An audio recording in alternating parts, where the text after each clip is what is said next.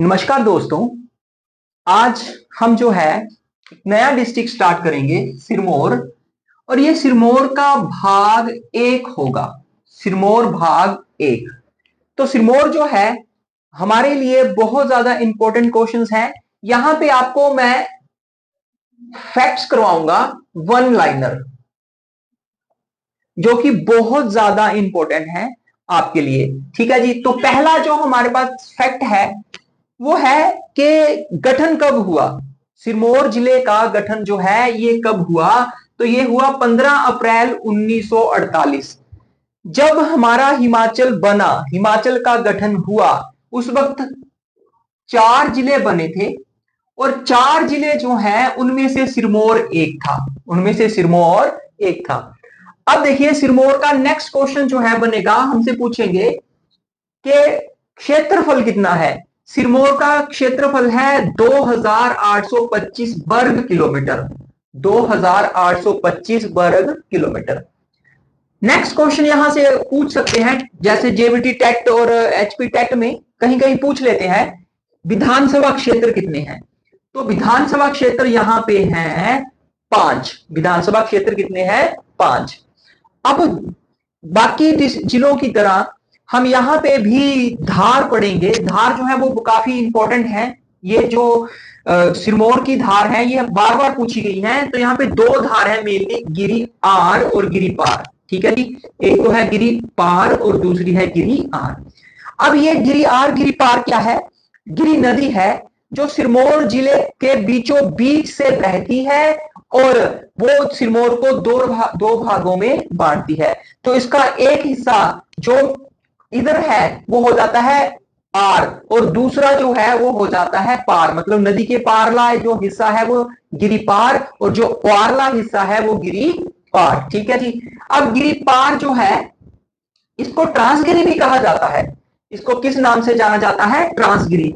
और जो हमारे पास गिरी पार है इसको सिसगिरी के नाम से जाना जाता है। ये दोनों ही फैक्ट जो हैं ये इंपॉर्टेंट फैक्ट है, ये आपने याद रखनी है। ये कौन से हैं? इंपॉर्टेंट फैक्ट है। फिर उसके बाद है हमारे पास गिरिपार। अब इनमें देखते हैं कौन कौन सी चोटियां, क्या क्या इंपॉर्टेंट आता है। देखिए इनमें जो है गिरिपार में सबसे पहले आती है चूड़धार, बहुत इंपॉर्टेंट चोटी है। सिरमौर की सबसे ऊंची चोटी भी यही है। सिरमौर की अगर हमें सबसे ऊंची चोटी पूछेंगे तो गिरी कहां होगी? पार में होगी, वो चूड़धार होगी। और यही जो है सिरमौर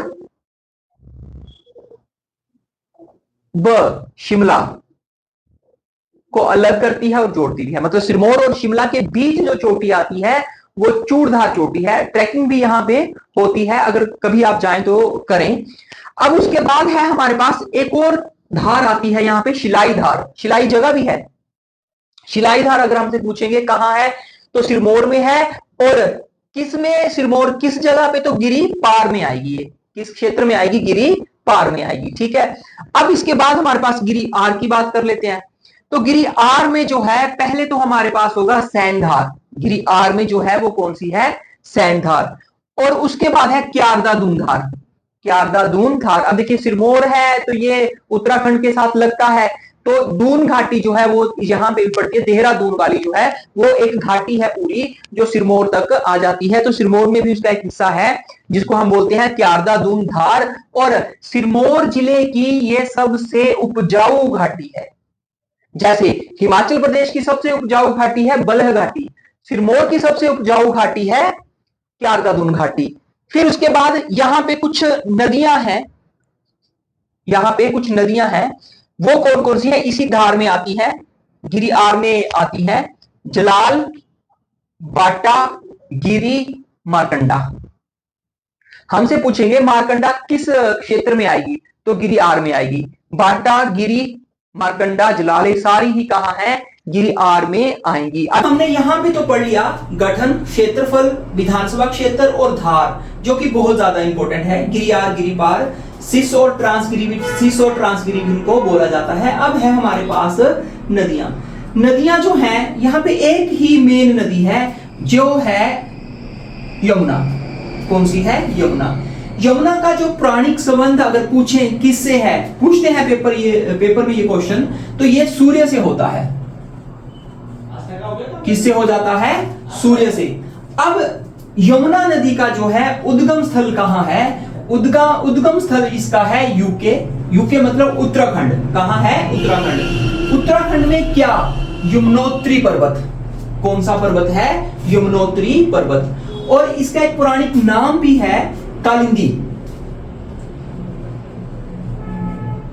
कालिंदी, अगर इसका पौराणिक नाम पूछेंगे तो वो क्या हो जाएगा? कालिंदी। उसके बाद है हमारे पास हिमाचल प्रदेश में ये उत्तराखंड से एंटर किस जगह पे करती है? तो ये जगह बहुत फेमस है, बड़े पेपरों में इसके बारे में पूछा गया है। जगह का नाम है खादर माजरी, खोदरी माजरी भी बोलते हैं। हमें प्रोनाउंसिएशन से मतलब है, लिखा कुछ भी हो, खोदर माजरी लिखा हो, खोदरी माजरी लिखा हो, कोई मतलब नहीं है। बस खोदरी माजरी या खादर माजरी कुछ भी होना चाहिए, हमारा आंसर यही होगा। फिर उसके बाद नेक्स्ट है कि ये हिमाचल प्रदेश को छोड़ कहां जाती है? तो ये हिमाचल प्रदेश को छोड़ जाती है ताजेवाला। जगह क्या है वो? ताजेवाला। अब थोड़ा सा और मैं इसके बारे में आपको विस्तार में बताता हूं कि हिमाचल प्रदेश में सबसे छोटी नदी है यमुना, जो बहती है, और ये सिर्फ बहती है 22 किलोमीटर। कितने किलोमीटर? 22 किलोमीटर। अब सबसे बड़ी नदी अगर हमसे पूछ ले हिमाचल प्रदेश में बहने वाली, तो वो सतलुज होगी। सतलुज सबसे बड़ी लंबी नदी है जो हिमाचल प्रदेश में बहती है, और यमुना जो है वो सबसे छोटी नदी है। यमुना खादर माजरी एंटर करती है और छोड़ जाती है ताजेवाल। अब इसकी सहायक नदियां, तो सहायक नदियां हम देखेंगे टोंस, बाटा, पब्बर, जलाल, गिरी, मारकंडा। ये तो सिरमौर में सारी नदियां हैं, घग्गर। लेकिन इनमें से दो हम काट देंगे, मारकंडा और घग्गर। ये इसकी सहायक नदियां नहीं है। मारकंडा जो है ये हरियाणा में प्रवेश कर जाती है, और उसके बाद सिरमौर में नहीं, ये सिरमौर में जो है ये इसमें एंटर नहीं करती है, ये चली जाती है हरियाणा। और कहां से होते हुए? कालाअंब से होते हुए ये हरियाणा चली जाती है। फिर दूसरा जो है हमारे पास ये घग्गर। घग्गर भी हरियाणा में प्रवेश कर जाती है। घग्गर भी किस दूसरे एक राज्य में चली जाती है, हरियाणा में। बाकी रही हमारे पास टोंस, पब्बर, गिरी, बाटा, ये जलाल, ये जो हैं ये सिरमौर में सहायक नदियां हैं यमुना की। ये किसकी सहायक नदियां हैं? यमुना की। अब इसके बाद है हमारे पास मेले। यहाँ के मेले जो हैं, जो फेमस हैं, जिनके बारे में पेपर में पूछा जाता है। 30 जनवरी को एक मेला लगता है, गांधी मेला। गांधी मेला अगर हमसे पूछे कहां लगता है, तो ये सिरमौर में लगता है। फिर नेक्स्ट है नागनुआना मेला। नागनुआना मेला जो है वो लगता है सिरमौर में। रेणुका मेला, अब रेणुका जो है झील भी है। रेणुका क्या है? झील भी है। और बोला जाता है कि रेणुका को अगर हम हाइट से देखेंगे, ऊंचाई से देखेंगे, तो ये एक सोई हुई स्त्री की तरह लगती है।